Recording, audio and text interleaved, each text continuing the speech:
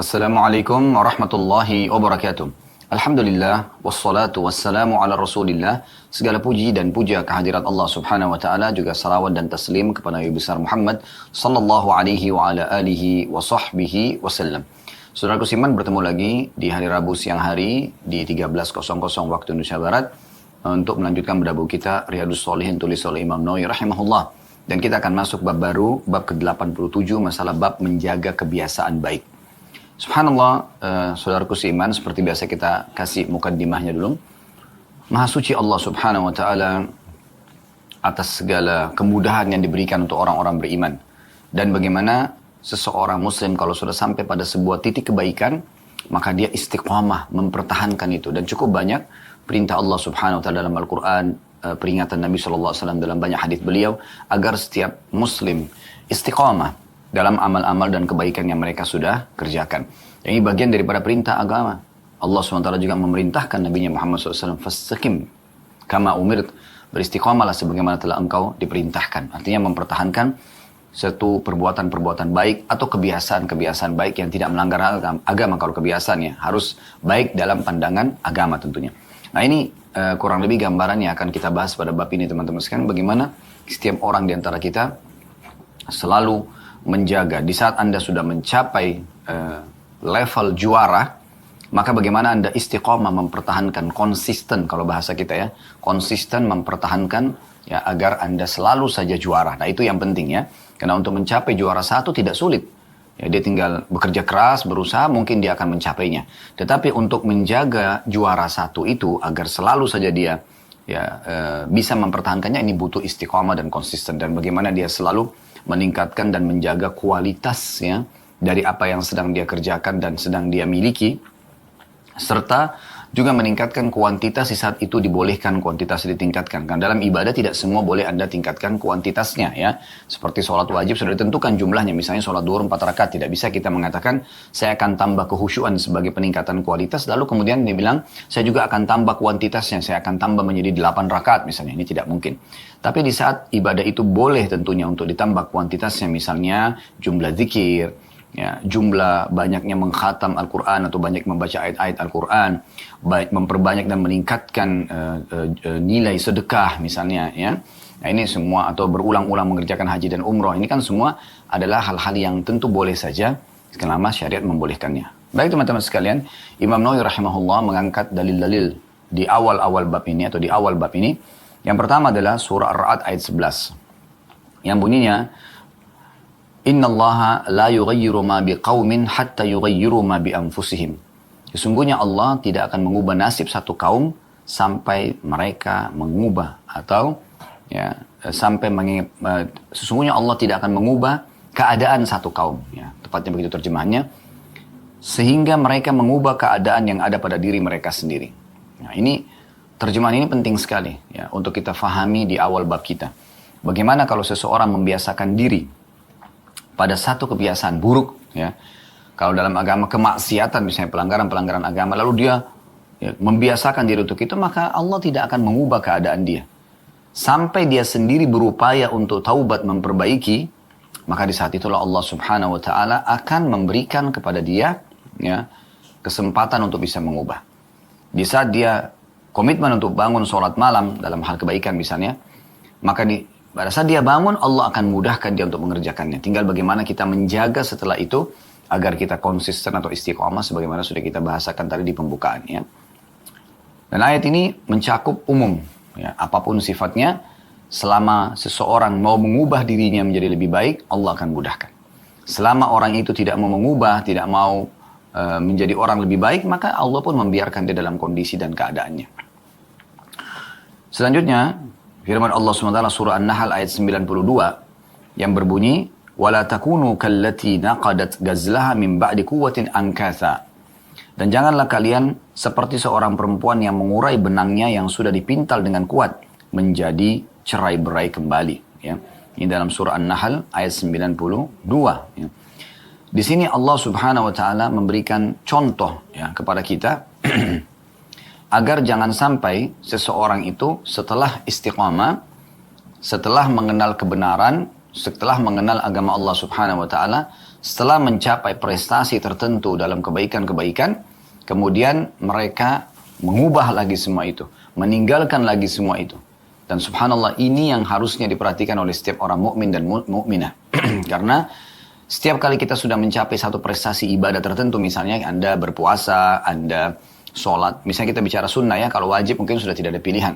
Tapi kalau Anda sudah mulai sholat malam, Anda mulai puasa sunnah, Anda mulai menjaga zikir pagi petang, Anda mulai membaca Al-Quran, berarti ibaratnya Anda sudah memaksakan diri untuk berada di satu rel kebenaran, ya, dan ingin meraih pahalanya. Nah di sini, syaitan tidak mungkin lagi membuat Anda untuk berhenti seketika.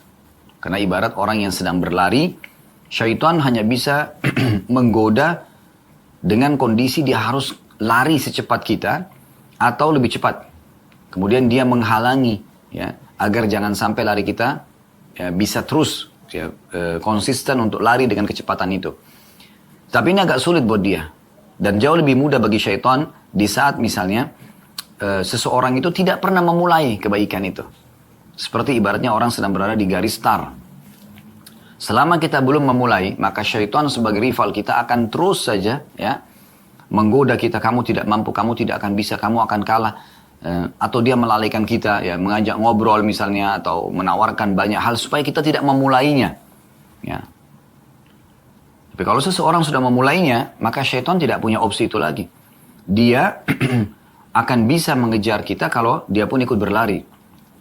Nah, di saat Anda sudah coba mengerjakan ibadah, lalu Anda coba mulai menjaganya, ya, ke tahap istiqamah itu, maka di saat itu butuh perjuangan juga. Ya. Perjuangannya adalah bagaimana Anda jangan tergoda untuk melalaikan sedikit pun dari kesempatan ibadah itu. Misalnya, Anda biasa komitmen sudah menjaga zikir pagi petang. Jangan lewatkan satu hari pun, atau satu waktu di pagi ataupun sore hari Anda tidak membaca zikir tersebut. Karena sekali Anda lalai, ibaratnya orang lari tadi terus berhenti. Dia berhenti sejenak. Maka musuh yang tadinya sudah jauh mungkin ditinggalkan, itu mendekat. Dan akhirnya mulai lagi menggoda dan menghalangi supaya jangan mengulanginya lagi besok. Dengan bisikan-bisikan, oh gampang kok. Kan besok bisa. Oh nanti bisa dibaca misalnya kalau zikir pagi nanti aja menjelang duhur. Nanti aja menjelang asar. Akhirnya masuk asar lewatlah zikir pagi. Sementara ibadah zikir pagi hanya ada di pagi hari. Nggak layak dibaca untuk bukannya sudah tidak pas ya untuk dibaca di sore hari. Mohon maaf tadi bahasa saya tidak layak, bukan tidak layak, tapi sudah kurang pas untuk dibaca di sore hari. Karena di sore hari sudah ada zikir yang ditentukan. Dan ada perubahan lafaz dari kalimat asbahna menjadi amsayna gitu kan. Dari tadinya pagi hari kita ganti dengan sore hari misalnya. Nah, jadi syaitan begitu. Makanya jangan tinggalkan. Kata Aisyah radhiyallahu anha, Nabi SAW tidak pernah meninggalkan sholat malam. Kalaupun beliau lagi malas, ya, lagi ada halangan, beliau tetap sholat walaupun duduk. Coba bayangkan. Jadi kita memang betul-betul tidak boleh meninggalkan walaupun sesaat. Di saat kita lagi semangat, aman. Tapi di saat semangat kita lagi turun, maka itu yang harus dijaga. Karena sesaat saja kita lalai, maka musuh kita syaitan akan berusaha untuk membuat kita meninggalkan perbuatan tersebut nanti. Ya. Berapa banyak orang yang tadinya sudah menggunakan hijab syar'i, berapa banyak orang yang sudah rutin hadir di pengajian, berapa banyak orang yang sudah komitmen sholat 5 waktu di masjid, berapa banyak orang yang sudah bolak-balik mengerjakan ibadah haji dan umrah. Tapi karena mereka berhenti dari amalia yang baik ini, perbuatan baik ini dia berhenti sesaat saja, sudah cukup membuat syaitan masuk dan akhirnya menggoda dia agar jangan dia mengulanginya atau melalaikan dia dengan menunda-nunda waktunya sehingga akhirnya ditinggalkan. Habis itu yang kedua mulai ditinggalkan sampai akhirnya sama sekali Anda tidak akan mengerjakannya lagi. Nah, ini yang disinggung oleh Allah Subhanahu wa taala dalam surah An-Nahl ayat 92. Jadi jangan pernah kalian dalam ibadah kalian, dalam komitmen dalam menjaga kebaikan-kebaikan seperti seorang perempuan yang mengurai benangnya yang sudah dipintal ya, dengan kuat sehingga menjadi cerai-berai kembali. Ini komitmen jalan ya, sampai meninggal dunia. Kemudian Imam Nawawi rahimahullah juga mengangkat dalil yang selanjutnya adalah surah Al-Hadid ayat 16 yang bunyinya wala yakunu kalladzina utul kitaba min qablu fatala alaihimul amadu faqasat qulubuhum. Dan janganlah mereka berlaku seperti orang-orang yang telah menerima kitab sebelum itu. Kemudian mereka melalui masa yang panjang sehingga di sini ada footnote nomor 533. Jadi maksud masa yang panjang adalah mengubah keadaan baik atau buruk. Sehingga hati mereka menjadi keras. Sehingga hati mereka menjadi keras. Ya. Ayat ini jelas sekali. Ya, bagaimana Allah subhanahu wa ta'ala menyuruh kita mengambil pelajaran dari umat-umat sebelum kita. Kalau di antara mereka ada yang istiqomah, konsisten, misalnya nabi-nabi, contoh Nabi Musa alaihissalam misalnya dengan para pengikutnya yang setia misalnya, ya, sahabat-sahabat Nabi Musa alaihissalam, misalnya beliau menjaga istiqomah ya, dalam menjalankan isi Taurat pada masa itu sampai meninggal. Nah ini kita contohin. Tapi jangan menjadi seperti sebagian orang yang dia istiqomah di waktu tertentu, ya, kemudian dia pun berubah di waktu yang lainnya. Ya, yang jadi masalah kadang-kadang perubahan yang terjadi ini, begitu dia terjerumus dalam kelalaian, perubahan, maka syaitan tidak akan membiarkan dia kembali lagi ke istiqomahnya. Dan memang teman-teman sekalian, pengalaman spiritual ya, pengalaman keimanan ini, mungkin Anda juga bisa rasakan itu. Di saat Anda sampai ke satu level dari keimanan, misalnya di awal Anda hijrah, Anda sudah sampai pada satu level keimanan di mana Anda sangat semangat untuk ibadah, di mana Anda sangat menyesali dosa-dosa Anda. Di saat itu, ya, Anda merasa sangat dekat dengan Allah Subhanahu wa Ta'ala. Kemudian datanglah godaan-godaan syaitan dari syaitan manusia dan syaitan jin, teman-teman yang membisikkan syaitan agar Anda tidak istiqamah. Anda mulai nggak apa-apa lah, ayolah, ya nggak apa-apa sesekali, apalah segala macam. Anda ikutin, syaitan juga jin terus membisikkan agar, ya ayolah nggak apa-apa, nikmatin aja dulu, nanti masih ada waktu. Sampai akhirnya Anda tergelincir nih. Pada saat Anda tergelincir, misalnya level Anda 10. Yang tergelincir nih, mulai turun ke 9,5, ke 9, ke 8,5, 8. Makin turun. Anggaplah ke 5 misalnya. Di 5 ini Anda sadar. Ini saya udah jauh nih, gitu kan. Misal contoh. Nah, untuk kembali ke level yang ke-10 tadi, teman-teman sekalian, ini butuh pendongkrak yang lebih kuat daripada yang pertama mengembalikan Anda, menyampaikan Anda ke level 10.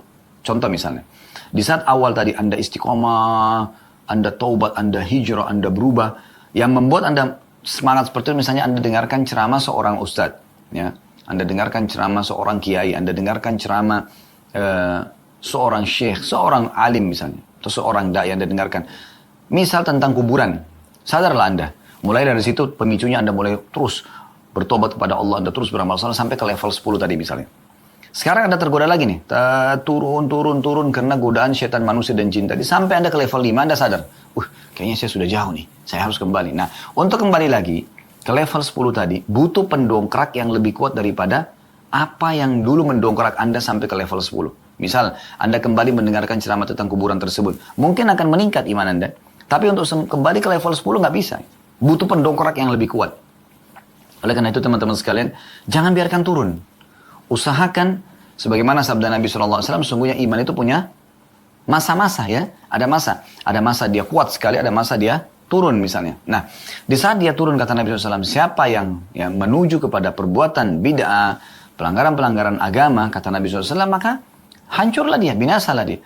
Tapi kalau dia tetap berada di atas sunnah, tetap dia paksakan diri untuk beribadah, walaupun mungkin tidak sekhusyuk sebelumnya gitu kan, maka dia telah mendapatkan petunjuk. Karena nanti akan naik sendiri misalnya di level 10 tadi. Mulai ada godaan syaitan, kita lawan a'udzubillahi. Mungkin sedikit menggoda ibadah kita. Tapi karena kita istiqomah, berarti kita cuma turun mungkin dari 10 itu ke 9,9, 9,8. Nanti naik lagi. Bahkan bisa lebih daripada 10, bisa jadi 12, 15, bisa jadi 20 misalnya. Nah seperti itu. Mudah-mudahan perumpamaan ini bisa difahami ya. Karena banyak kami temukan kasus di lapangan juga setelah istiqomah. Bahkan di media pun sudah nampak orang itu berubah dan hijrah. Subhanallah.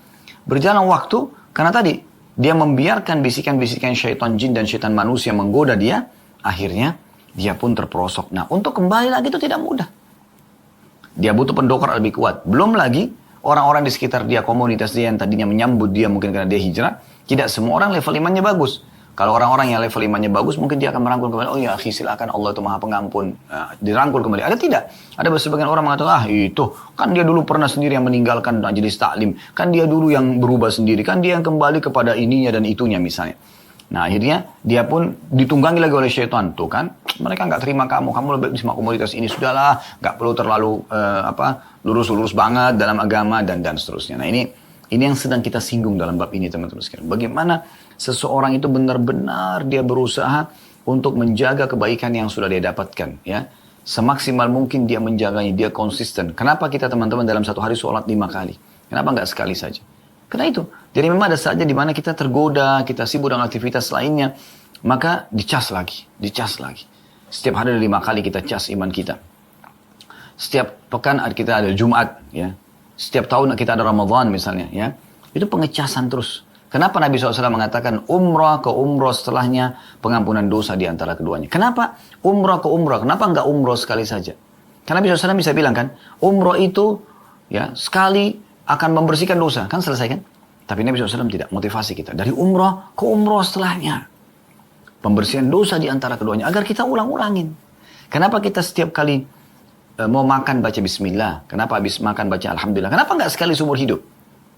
Karena memang seperti itu. Sunnatullah, sistem yang Allah perintahkan kita agar selalu beribadah terus-menerus. Ya. Beribadah terus-menerus. Karena kalau tidak, syaitan akan mengendorkan kita. Nah ini penting sekali untuk kita garis bawahi dan pegangi teman-teman sekalian. Ini tentu kita sedang bicara di level di mana kalau seseorang sudah mulai hijrah, sudah mulai istiqamah, nah, mulai menjadi orang yang lebih baik, maka hati-hati. Di saat itu Anda betul-betul pertahankan level yang sudah Anda sampai. Supaya nanti Anda naik level lagi. Kalau kita bahasa di sekolah itu naik kelas. Jangan berhenti. Ada orang tamat SD, udahlah saya nggak mau sekolah lagi. Udah saya langsung kerja aja. Sayang umur dia. Ada umur di mana dia nggak bisa lagi nanti masuk SMP misalnya. Kenapa dia nggak langsung? Ayo istiqomah, lanjutkan SMP lagi. Lanjutkan SMA. Kalau di pesantren, sanawiyah, aliyahnya. Kemudian setelah itu tamat SMA, ada orang biasanya tamat SMP mulai lagi tuh godaan, Anda usah gini. Selama pun jenjang 3 tahun menyelesaikan SMP itu pasti banyak godaannya. Tapi dia terus jaga sampai tamat nih. Nah, pas tamat godaannya datang lagi tuh. Dia tetap istiqomah nggak lanjut SMA. Nah, setelah SMA sementara berlanjut pun sudahlah kelas 1 aja, kelas 2 sampai kita nggak lanjut misalnya. Atau kalau kita lanjut pun tamat, mulai SMA sudahlah kerja aja nggak usah kuliah. Nah, contoh misalnya. Padahal sebenarnya dia harus istiqomah. Sekali dia masuk dia pertahankan sampai ke level tertinggi akademik yang dia mampu.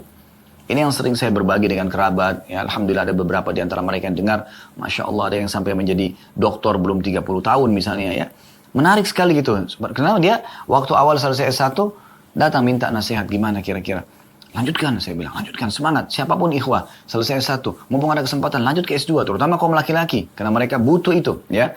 Mereka butuh untuk masa depan mereka tentunya ya. Secara makna global di sini. Selesai S1 pun masuk S2. Selesai S2 pun jangan berhenti. Ada teman-teman kita sudah selesai S2 tidak ada S3. Kenapa? Lanjut S3. Selesaikan gitu. Ya, sampai level di mana Anda sudah tertinggi ya sudah. Tinggal ya Anda mempertahankan nanti dan mengabdikan isi ilmu yang sudah Anda dapatkan misalnya. Nah itu yang terbaik tentunya. Ini contoh. Seseorang kalau masuk di perusahaan bekerja, ini contoh yang lain. Di saat dia bertahan di level itu saja. Maaf, saya beri contoh misalnya dia menjadi seorang OB. Saya jadi OB, sudah gaji saya 2,5 juta, 3 juta rupiah misal. Udah saya puas dengan ini. Ini bukan masalah tidak bersyukur ya, tapi kita dalam Islam terbuka kesempatan untuk meningkatkan level kita. Selama itu tidak ada pelanggaran agama. Maka kalau ada 2 orang si A sama si B dua-duanya menjadi OB misalnya. Si A mengatakan sudah cukup dari 3 juta gaji saya. 2 juta buat keluarga, 1 juta buat saya pakai kebutuhan saya pribadi. Atau 500 ribu misalnya saya coba ya untuk investasikan misalnya. Contoh, si B enggak. Saya merasa selama masih ada kesempatan di perusahaan untuk naik level kenapa tidak. Lalu dia tanyalah misalnya bagian yang bertanggung jawab di kantor dia ya. Kira-kira posisi saya dengan ijazah saya dengan apa saya ini bisa nggak saya ada dapat pekerjaan yang lebih di kantor misalnya. Kalau ada ya coba kejar gitu kan. Anda masih bisa sambil kerja sambil kuliah misalnya ya. Dan bisa saja dengan itu level Anda naik kan begitu. Nah itu akan beda nanti kondisi. 5 tahun ke depan kita temukan si A tetap dalam kondisi OB-nya, si B kita temukan dia sudah mungkin menjadi seorang manajer 5 tahun ke depan. Bahkan bukan mustahil sudah menjadi seorang pengusaha sendiri misalnya. Nah ini contohnya ya. Jadi bagaimana kita terus semangat untuk mengembangkan kebaikan-kebaikan yang kita miliki dan ini penting sekali ya untuk kita jaga. Dari sini Allah Subhanahu wa taala ingatkan masalah itu ya. Janganlah mereka orang-orang beriman di masa kita sekarang ini seperti orang-orang yang telah menerima kitab sebelumnya. Jadi ada pengalaman dari umat-umat sebelum kita. Kemudian mereka melalui masa yang panjang sehingga hati mereka menjadi keras. Maksudnya adalah transisi dari amal baik sama amal buruk tapi mereka tidak bisa jaga. Selalu naik, turun, naik, turun, naik, turun. Akhirnya terakhirnya bisa naik, bisa turun. Atau dia paling tidak, dia akan tetap di tempat itu misalnya. Ya. Maka yang terbaik adalah bagaimana selalu kita menjaganya. Kemudian dalil yang lain juga yang diangkat dari ayat Al-Quran adalah surah Hadid ayat 27, masih surah yang sama tapi beda ayat. Fama ra'auha haqqa ri'ayatiha. Potongan ayat ya, yang artinya tapi mereka tidak memeliharanya dengan semestinya. Maksudnya memelihara keimanannya, ya, keistiqomahannya, kebaikan-kebaikannya gitu. Dan saya sarankan ini tentu semoga Allah mudahkan saya lebih dulu melaksanakan kemudian teman-teman ya. Karena tentu kita berharap setiap kali menyampaikan kebaikan tentu yang menyampaikan lebih dulu untuk mengamalkan teman-teman sekalian.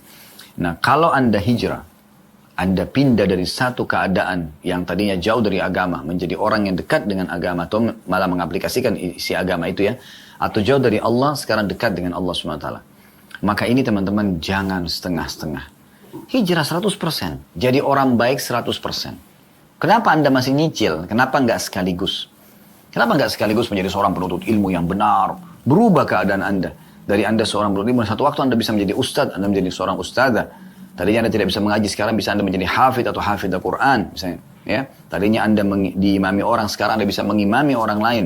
Tadinya Anda seorang mustahik penerima zakat, sekarang Anda muzaki yang mengeluarkan zakat misalnya. Jadi ya, ini mestinya harus menjadi sebuah program dalam hidup kita ya, supaya benar-benar nanti kita akan bisa menjadi lebih baik dari sebelumnya. Dan orang yang sibukkan diri selalu mengejar prestasi terbaik, maka dia tidak akan jauh dari prestasi itu. Anda kalau mengejar angka 10, maka Anda kalaupun turun 9,5, 9,6, gitu-gitu ya.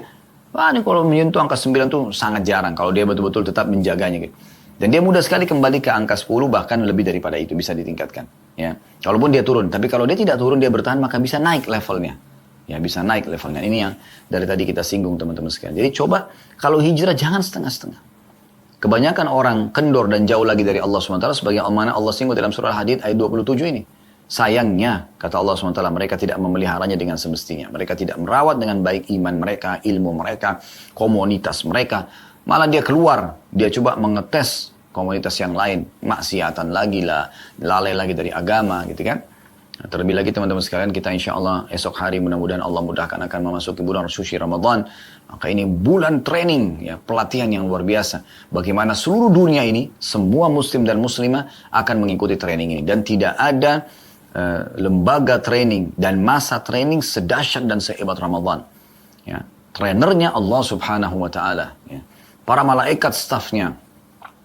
Seluruh dunia muslim mengikutinya. Dimanapun Anda pergi di bulan Ramadan, maka akan sama. Mereka akan menahan diri dari semua kemaksiatan. Mereka akan menahan diri dari apa yang dilarang pada saat puasa, termasuk yang halal seperti makan dan minum biologis. Ya, dari mulai terbit matahari, dari mulai subuh, azan subuh sampai azan maghrib. Semua mereka sibuk dengan membaca Al-Quran, dengan berzikir, dengan bersedekah, berlomba-lomba buka puasain orang, dengan berdoa. Karena karena orang berdoa, orang puasa itu mustajab doa.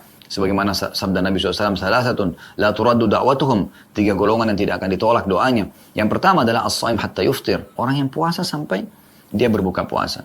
Tentu ada golongan kedua sama ketiga. Yang kedua itu adalah imamul adil, pemimpin yang adil. Yang ketiga wa da'watul mazlum, doanya orang yang terzalimi. Tapi orang yang puasa. Jadi orang sibuk dengan itu, ya, dengan ibadah-ibadah, dengan sedekah, dengan umrah, gitu kan. Dikatakan Nabi SAW adalah orang yang sangat dermawan, kata Anas radhiyallahu anhu, dan beliau lebih dermawan lagi di bulan Ramadan misalnya, lebih banyak bersedekah. Begitu juga Nabi SAW lebih banyak mempelajari Al-Quran di bulan Ramadan misalnya. Ya, kemudian juga Nabi SAW menyebutkan tentang masalah umrah di bulan Ramadan sama dengan haji bersamaku. Ini kesempatan emas Anda bisa lakukan sekarang. Mumpung Allah kasih umur misalnya. Ini masa training yang luar biasa. Seluruh muslim melakukan itu. Maka jangan sampai Anda terharamkan dari kebaikannya.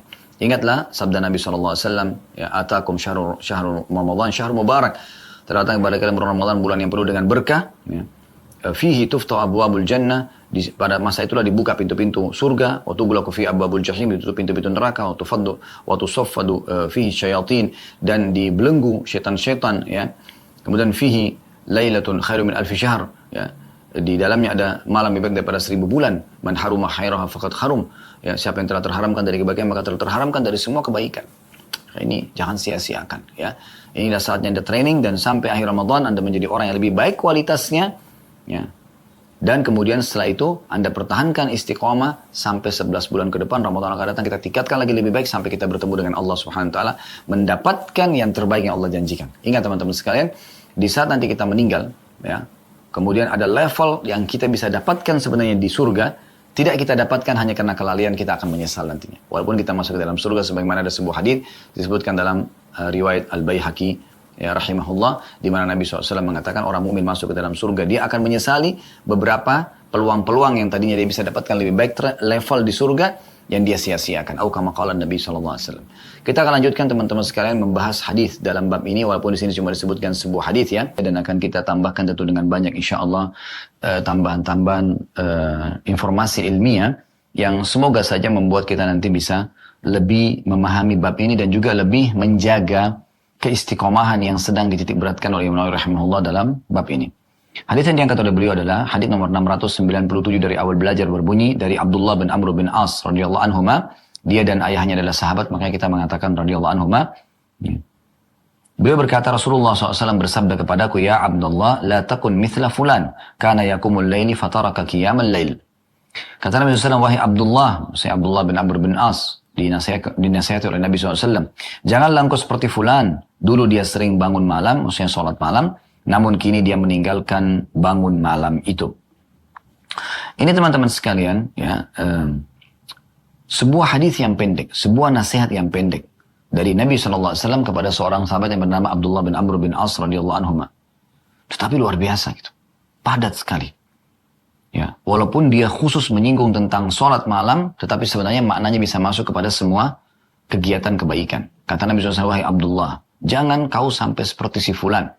Maksudnya jangan sampai seperti seseorang ya yang dulunya sholat malam kemudian ditinggalkan sholat malam. Nah, perhatikan, ini dari awal itu sudah kita singgung ya. Jadi walaupun Anda lagi malas banget, ya, lagi benar-benar tidak mau bangun sholat malam, tetap Anda paksakan bangun di saat iman Anda mulai turun. Ya, karena siapa yang pada saat imannya turun itu berada di atas sunnah, maka dipastikan dia telah mendapatkan hidayah dan pasti dia selamat. Tetap kerjakan walaupun Anda malas, walaupun mungkin tidak sekhusyuk sebelumnya, tetap kerjakan. Sambil berdoa kepada Allah Subhanahu wa taala agar Allah kembalikan kehusyuan Anda atau bahkan lebihkan dari sebelumnya, dan juga Allah memaafkan bila ini adalah sebabnya dosa-dosa. Dan tentu memang hilangnya kehusyuan dari seseorang, hilangnya semangat dalam ibadah ini karena ada dosa yang dia buka ya. Oleh karena itu dia harus meminta kepada Allah Subhanahu wa taala agar dikembalikan istiqomahnya atau kebaikan ketaatan dia, dan juga dilebihkan kalau perlu levelnya ya, atau secara kuantitas dan kualitasnya supaya betul-betul jadi lebih baik dia dari sebelumnya. Dan kalau ini penyebabnya dosa, dia memohon ampun kepada Allah Subhanahu wa taala. Ini hadis yang luar biasa gitu. Nah, walaupun maknanya atau perintah Nabi SAW itu adalah terkhususkan untuk sholat malam ya, tapi makna globalnya hadis adalah semua ya, yang engkau telah jaga dari kebaikan-kebaikan, maka jangan seperti orang-orang yang lalai. Setelah mereka mengerjakan, kemudian mereka lalai. Jangan itu jangan jadi tolok ukur gitu. Ya, dia sudah hijrah, kemudian dia rusak lagi. Dia kembali lagi kepada kemaksiatan dan keterpurukan imannya. Jangan Anda bilang, oh itu buktinya si fulan dulu lebih kuat imannya dari saya, dia juga terpengaruh kok. Itu keliru. Dia salah, jangan dicontohin orang yang salah. Ya. Tapi kita lihat orang yang justru hijrah tapi istiqomah, nah itu yang penting. Konsisten dan kita selalu bersama mereka. Dan usahakan selalu berada di komunitas orang-orang beriman yang komitmen dengan keimanan mereka. Ibnu Qayyim rahimahullah, muridnya Ibnu Taimiyah rahimahullah berkata, kami di saat merasa sedikit kendor dari keimanan kami mendatangi guru kami, Ibnu Taimiyah. Dan begitu kami melihatnya saja, sudah cukup membuat kami mulai kembali semangat dan istiqomah. Itu salah satunya. Selain memang tentu ada berdoa kepada Allah Subhanahu wa taala, ya Anda berusaha untuk coba ya mempertahankan ibadah Anda, juga Anda bertemu dengan orang-orang yang semangat gitu kan. Anda berteman dengan orang pemalas, Anda jadi pemalas. Anda berteman dengan orang yang semangat, para juara, Anda juga akan bersama dengan mereka. Ya, baik. Kita akan coba lihat ini teman-teman hadis ya, Nabi SAW yang baru kita baca dan sudah kita jelaskan ya. Sekarang karena cuma diangkat oleh Imam sebuah hadis, kita akan jelaskan atau tambahan. Kita akan tambahkan, berikan tambahan ya. Kita akan berikan tambahan informasi ilmiah insyaallah. Beranjak daripada surah Fussilat ayat 30 tentang perintah Allah Subhanahu wa taala agar kita beristiqamah. Ya, Allah berfirman yang bunyinya innal ladzina qalu rabbuna Allahu tsumma istaqamu tatanazzalu alaihimul malaikatu alla takhafu wa la tahzanu wa abshiru bil jannati allati kuntum tu'adun.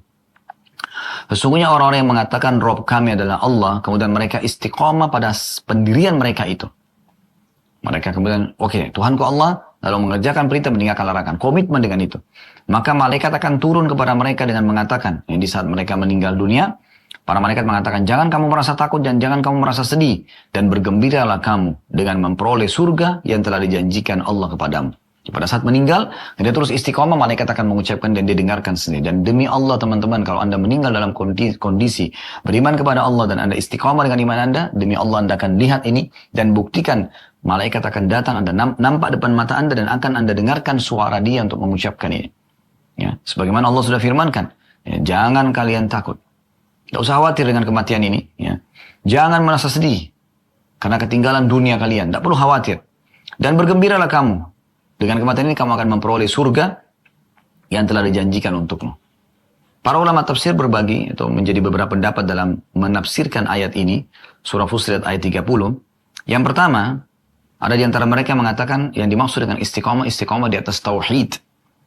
Betul-betul memurnikan keesaan Allah subhanahu wa ta'ala. Tidak lagi bergantung, tidak lagi takut, tidak lagi memohon kecuali kepada Allah subhanahu wa ta'ala. Sebagaimana dinukil oleh Abu Bakar As-Siddiq. Beliau mengatakan itu makna daripada ayat ini. Abu Bakar As-Siddiq mengatakan adalah istiqamah di atas tauhid.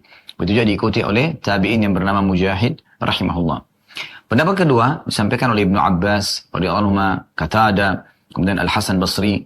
Mereka mengatakan istiqamah dalam ketaatan dan menunaikan kewajiban Allah.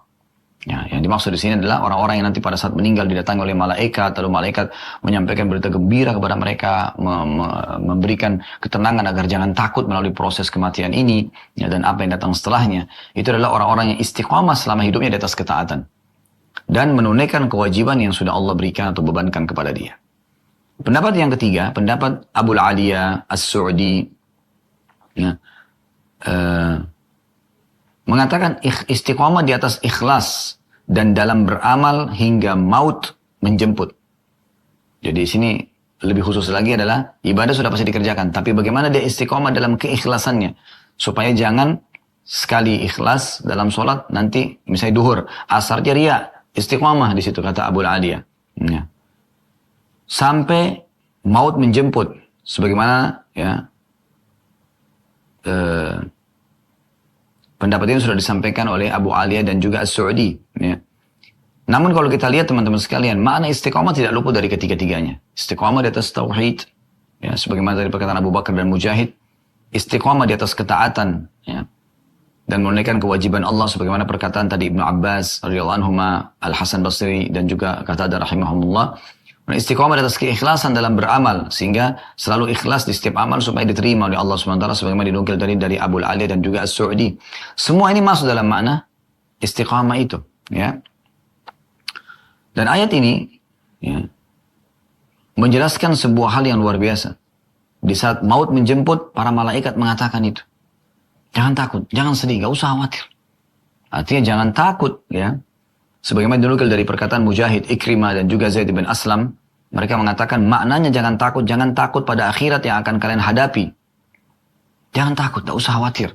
Kuburan yang akan kalian datangin, akhirat yang akan kalian nanti ya hadiri, ya, atau akan hidup nanti di sana. Jangan takut dan jangan, ya, sedih dengan dunia yang sudah kalian tinggalkan. Misalnya meninggalkan istri, suami, keluarga, harta. Tidak usah khawatir. Jangan sedih dengan itu. Karena kalau beriman kalian akan ketemu nanti. Karena Allah subhanahu wa ta'ala akan mengurus semua nanti itu. Kalau ada seseorang meninggal dunia suami istri, dan dia meninggal, atau keduanya meninggalkan anak yang masih bayi misalnya. Siapa yang akan mengurus anak itu? Anggap tidak ada kerabatnya juga yang hidup. Allah subhanahu wa ta'ala akan mengurus dia. Ya. Allah akan menjaganya, bukan kita lagi. Gitu kan. Tugas kita hanya sampai meninggal. Gitu kan. Zaid bin Aslam mengatakan bahwa kabar gembira di sini bukan hanya dikatakan ketika maut menjemput. Kalau tadi kan perkataan Ikrimah segala macam itu pada saat maut menjemput. Ada pendapat yang disampaikan oleh Zaid bin Aslam. Beliau mengatakan di sini bukan hanya pada saat mau meninggal, namun juga ketika di alam kubur dan ketika hari berbangkit nanti. Dan ini menunjukkan bahwasanya istiqamah dalam agama dan dalam kebaikan itu penting sekali. Sampai kata Zaid bin Aslam rahimahullah, justru perkataan malaikat ini terjadi di 3 keadaan. Kalau tadi pendapat pertama Ikrimah di saat mau mati, meninggal maut saja ya. Tapi kalau ini enggak. Di saat mau meninggal disebutkan. Malaikat bilang itu. Di saat masuk ke kuburan, malaikat bilang lagi, tidak usah takut. Di kuburan tidak usah khawatir. Karena memang akan menjadi taman dari taman surga sebagaimana dalam banyak hadis disebutkan. Di saat kebangkitan juga orang lagi ya hiruk-pikuk orang luar biasa di sana, nanti ada orang yang menangis, ada orang yang ketakutan, ada orang yang teriak, ada orang yang disiksa depan mata di mahsyar kita bisa lihat gitu. Maka juga jangan sedih, tidak usah khawatir. Orang beriman akan melalui sangat cepat, jadi malaikat menenangkan selalu. Al-Hasan Basri ketika membaca ayat ini, surah Fussilat ayat 30, beliau berdoa mengatakan, Allahumma anta rabbuna, ya, farzuqnal istiqamah. Ya Allah, Engkau adalah Tuhan kami, maka karuniakanlah kami istiqamah. Dan ini luar biasa. Jadi bagaimana kita komitmen untuk menjaga apa yang sudah kita kerjakan atau apa yang sudah Allah karunia dari kebaikan. Jadi yang itu sangat mahal teman-teman sekalian. Kalau ada di antara Anda yang tersentuh hatinya dengan sebuah ayat, dengan sebuah hadis, dengan sebuah kisah, mulai terdorong untuk mau mengerjakan ketaatan, mulai terdorong untuk tobat dari dosa, itu mahal. Jangan sampai hilang begitu saja. Jaga baik-baik. Ikuti itu. Dikerjakan ketaatan, tinggalkan kemaksiatan dan bertobat, lalu ke komunitas, ingat, komunitas orang-orang baik. Sebagaimana sudah kami singgung tadi. Dalam firman Allah yang lain juga ada dalam surah Al-Ahqaf. Nah, surah Al-Ahqaf ini ayat 13 sampai ayat 14 yang berbunyi, Innal ladzina qalu rabbunallahu thumma istaqamu fala khaufun 'alaihim wa lahum yahzanun. Ulaika ashabul jannati khalidina fiha jazaa'an bima kanu ya'malun. Sesungguhnya orang-orang yang mengatakan Rob kami adalah Allah, kemudian mereka istiqamah. Mereka tetap konsisten berpegang pada iman tersebut, maka tidak ada kekhawatiran terhadap mereka. Dan sudah dijelaskan tafsir-tafsirnya ya. Bisa pada saat meninggal, bisa juga pada saat ya masuk di kuburan, bisa pada saat dibangkitkan nanti di mahsyar. Ya. Kalau mereka istiqamah, maka tidak ada kekhawatiran terhadap mereka dan mereka tidak pula berduka cita dari dunia yang ditinggal. Mereka kekal di dalamnya. Ya, mereka itulah penghuni-penghuni surga kata Allah SWT, dan mereka kekal di dalam surga tersebut sebagai balasan atas apa yang mereka kerjakan dulu. Ini luar biasa ini balasannya. Ya. Abu Amr atau dalam riwayat lain Abu Amrah Sufyan bin Abdullah radhiyallahu anhu, beliau berkata, Ya Rasulullah, kulli fil islami qaulan la as'alu anhu ahadan ba'dak. Wahai utusan Allah, beritahukan aku satu nasihat, ya, satu pesan yang aku tidak perlu tanya lagi kepada selain Anda gitu. Wa fi hadithi Abi Umamah ghayraka, dalam riwayat Abu Umamah, saya tidak perlu tanya lagi selain Anda. Qala qul amantu billah fastaqim. Maka Nabi SAW mengatakan, ucapkanlah aku beriman kepada Allah, kemudian istiqamalah dengan ucapan tersebut. Ya. Kata Ibnu Rajab rahimahullah, wasiat Nabi SAW ini adalah sudah mencakup wasiat dalam agama ini seluruhnya. Bagaimana tidak teman-teman? Ikrarkan dengan lisanmu, yakini dengan hatimu. Tuhanku Allah, lalu aplikasikan dengan anggota tubuh kita. Tunjukkan ketaatan kita kepada Allah, kerjakan semua perintah, tinggalkan semua larangan. Yang wajib dan sunnah dikerjakan tanpa memilah-milah, semua dikerjakan dan berusaha selalu menjaga kualitasnya. Dan semua dosa atau larangan, baik itu haram, ataupun yang makruh sekalipun, yang tidak berdosa kalau dikerjakan, tapi membuat kelalaian, tetap ditinggalkan. Maka ini luar biasa. Oleh karena itu tadi doa itu luar biasa ya. Bagaimana tadi diucapkan oleh Al-Hasan Basri, Allahumma anta rabbuna farzuqna istiqamah. Ya Allah, Engkau adalah Tuhan kami, berikanlah kami keistiqamahan. Ini luar biasa. Kemudian teman-teman sekalian yang perlu digarisbawahi, untuk istiqamah ini yang kiat sering kami sampaikan tentunya ya. Yang pertama, jangan pernah tinggalkan majelis ilmu. Selalu dengarkan teman-teman. Buat diri kita haus untuk mendengarkan ilmu. Karena ilmu itu menjaga kita. Sementara harta kita sibuk menjaganya. Dan ilmu itu betul-betul menjadi pengawas, penjaga, bodyguard buat kita.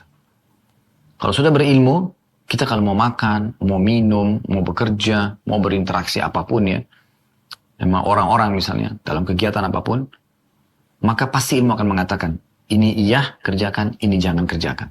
Gitu. Jadi luar biasa ini. Jadi jangan pernah tinggalkan itu.